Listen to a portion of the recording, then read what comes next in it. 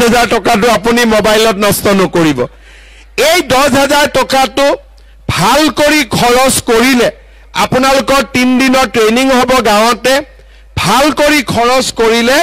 আপোনালোকে 25,000 পাব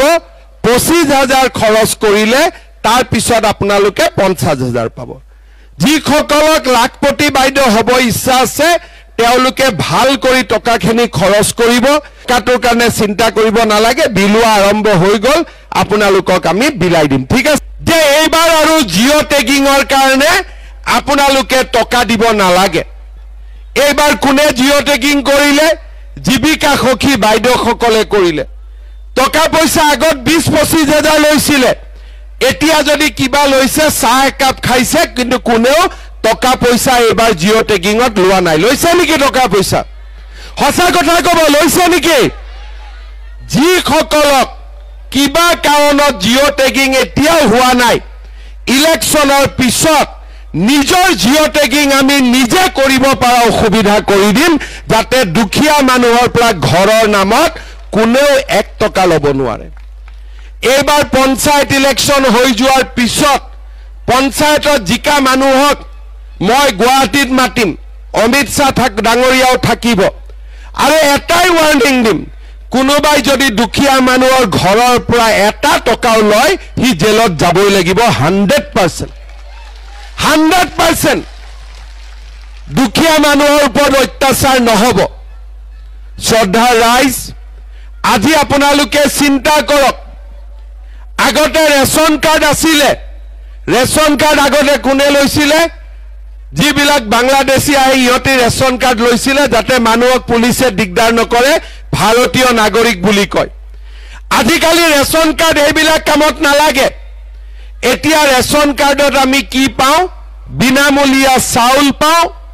আমি ৰেশন কাৰ্ডত হস্পিটালত 5 লাখ টকালৈকে বিনামূলীয়া চিকিৎসা পাওঁ এইবাৰ মই আৰু এটা সুবিধা ৰেশন কাৰ্ডত দিব খুজিছো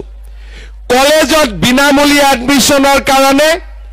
আমাৰ লৰা ছোৱালী যেতিয়া গাঁওবুঢ়াৰ ওচৰত যায় মৌজাদাৰৰ ওচৰত যায় এছডিসি অফিচত যায় ইনকাম সাৰ্টিফিকেট উলাওতে টকা দিব লাগে সকলোকে নালাগে কিন্তু কমপ্লেইন আহি থাকে এইবাৰ আমি নিয়ম কৰিছো কলেজত ইউনিভাৰ্সিটিত বিনামূলীয়া নাম ভৰ্তিৰ কাৰণে কোনো প্ৰমাণপত্ৰ ল'ব নালাগে মাত্ৰ ৰেশন কাৰ্ড দেখুৱাই দিলে বিনামূলীয়া এডমিশন হৈ যাব তাৰমানে ৰেশন কাৰ্ডত আমি কি পালো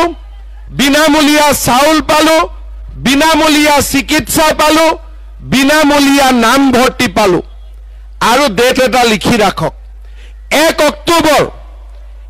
অক্টোবৰ তাৰিখৰ পৰা মই ৰেশন কাৰ্ডত